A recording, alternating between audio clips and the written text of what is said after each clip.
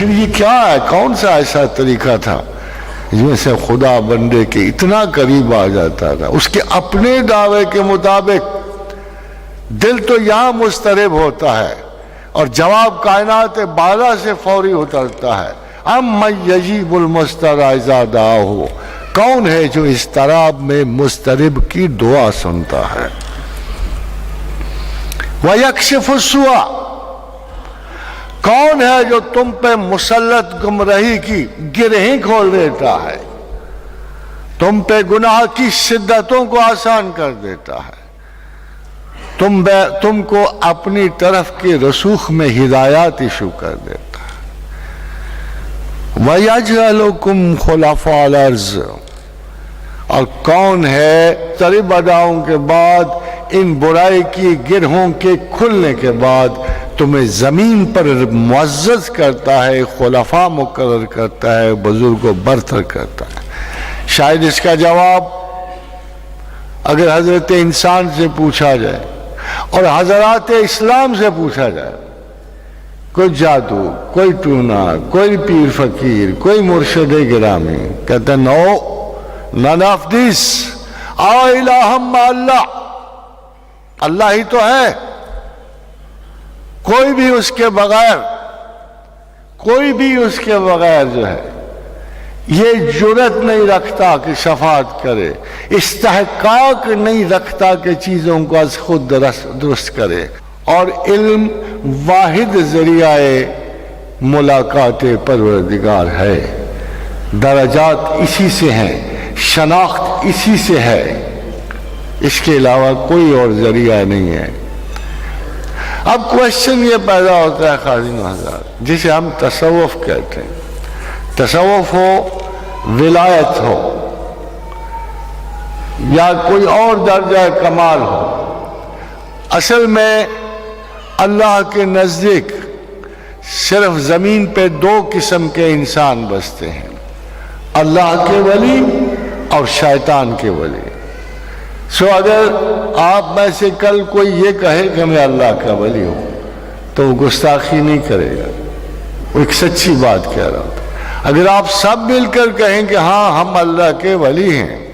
ہم اللہ کی دوستی کا دھم بھرتے ہیں، تو آپ سب ولی ہوں گے، آپ کسی مخصوص ولی کی تلاش نہیں کر سکتے ہیں۔ یہ جو مخصوص ولی ہیں، ان کا اور آپ کا پرابلم بڑا عجیب سا ہے، ایک میک بیلیف کا پرابلم ہے، ایک ایسی انسٹینشل شہادت کا جس کا کوئی وجود نہیں ہوتا، جو فضاؤں میں سنتے کہ اس شخص کی یہ شخص جو ہے کچھ ایسا درجہ استدراج رکھتا ہے، کمال رکھتا ہے کہ شاید صرف یہ ولی ہونے کا حقدار ہے۔ ایسا نہیں ہے، اللہ کے نزدیک کوئی تیسرا ولی موجود نہیں ہے۔ یہ ثنویت کا جہان اس نے تخلیق کیا ہے، ہر چیز کا جوڑا جوڑا، یہ دوئی کا عالم ہے۔ اگر ایک طرف اللہ کے ولی ہے تو دوسری طرف شیطان کے ولی ہیں، تیسرا ولی کوئی نہیں ہے۔ اللہ ولی الذین آمنوا یخرجہم من الظلمات الی النور، اللہ ولی ہے اہل ایمان کا، اور مومنٹ کیا ہے کہ اندھیروں سے نکال کے انہیں نور کی سمت لے جاتا ہے۔ والذین کفروا اولیاءهم الطاغوت یخرجونہم من النور الی الظلمات اولئک اصحاب النار ہم فیہا خالدون، اور دوسری جانب شیطان کے ولی ہیں جو لوگوں کو روشنیوں سے نکال کے اندھیروں کی طرف لے جا رہے ہیں۔ ہر جگہ یہ دو لائنیں ہیں، برین ویوز دو ہیں، ہارٹ کی دو ویوز چل رہی ہیں، الہام کے دو رستے ہیں، صرف دو رستے، تیسرا کوئی رستہ نہیں ہے۔ آپ سوچتے ہو نہیں، آپ کچھ بھی نہیں سوچتے ہو، خالی دماغ نے کیا سوچنا ہوتا۔ اتفاق سے میں اس پہ ایک لیکچر ڈیلیور کر چکا ہوں۔ ایک تو باہر کے سٹیمولس آپ کو ڈیسیشن میکنگ پہ مجبور کرتے ہیں، اشارات خارجیہ جو ہے وہ آپ کے اندر ایک رسپانس کریٹ کرتے ہیں، جب وہ رسپانس نہیں ہوگا یو آر ڈیڈ۔ جب تک آپ رسپانس کریٹ کرتے رہو گے آپ زندہ رہو گے، اور الہام جو ہے اس کے مراد یہ ہے کہ خیر و شر دونوں فتنہ ہیں، دونوں فتنہ ہیں۔ خیر کوئی ایسی نہیں ہے، احتیاط کیجئے گا۔ زیادہ فراڈ آج کل خیر کے لباس میں ہو رہے ہوتے ہیں۔ کوئی صاحب اٹھتے ہیں اور اپنے آپ کو ایسی داستانیں، ایسی روایات سناتے ہیں، کبھی حضور کا نام استعمال ہوتا ہے، کبھی خداوند قدوس کا نام استعمال ہوتا ہے، اپنے آپ کو اکتشاف اور اپنے آپ کو مراقباتی لیول پہ لوگ لے جاتے ہیں، عجیب و غریب داستان اور ڈھونگ رچائے جاتے ہیں، اور ہم سادہ دل لوگ تو پھر اسیر ہو ہی جاتے ہیں، مگر کافی وقت ویسٹ ہو جاتا ہے، بہت سارا ٹائم ویسٹ ہو جاتا ہے۔ We don't understand naturally. کچھ عرصے کے بعد ہمیں احساس ہوتا ہے کہ زندگی کا کچھ حصہ ویسٹ ہو گیا،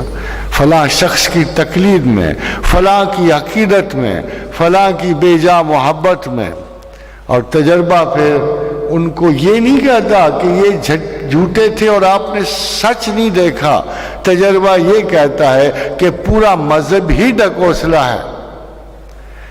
اللہ کی باتیں ہی ساری غلط ہیں، کیونکہ آپ جس پہ توکل کر رہے ہو، تو اگر 100 میں سے ایوریجز اگر آپ دیکھو تو جھوٹ کی مقدار 99% سے زیادہ ہو چکی ہے۔ آپ کی مجبوری یہ ہے کہ ارد گرد ایک سیلاب ہے، ایک انقلاب ہے،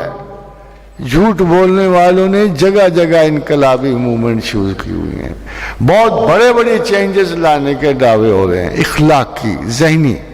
مگر ان سب کی بنیاد ان کی ذاتی وجاہت اور تناؤ پہ ہوتی ہے، ان کی انفیریورٹیز پہ ہوتی ہے، جس کا نتیجہ یہ ہے کہ وہ اپنے آپ کو تو آپ کا خدا بنانے میں کامیاب ہو جاتے ہیں، مگر خدا کی شناخت کسی قیمت پہ نہیں ملتی۔